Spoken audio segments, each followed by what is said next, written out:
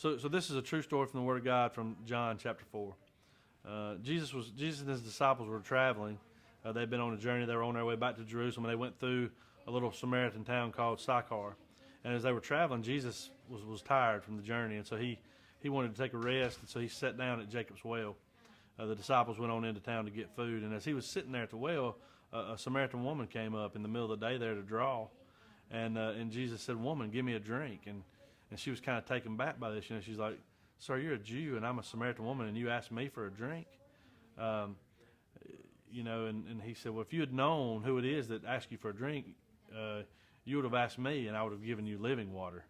And she's like, "Sir, this well is very deep, and you don't even have anything to draw with, and so where would you get this water?" And he says, "Well, the people who come here to draw water will be thirsty again. The water I give, you will never thirst again." And she's like, "Sir, give me this water so that I won't have to continue to come to this well." And he says, "Well, go get your husband and come back." And she says, "Sir, I have no husband." And he says, "What you said is very true. In fact, you've had 5 husbands, and the guy you're with now is not your husband."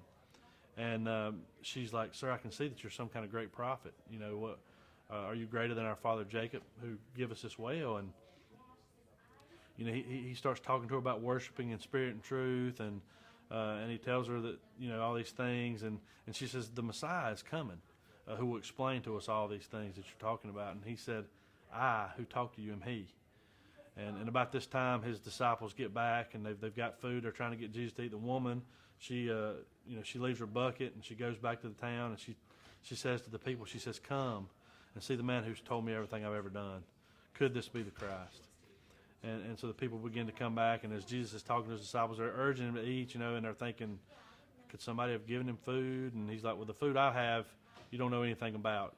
My food is to do the will of my Father who sent me." And he says, "Look," he said, I've sent you out here to reap a harvest that you haven't worked for.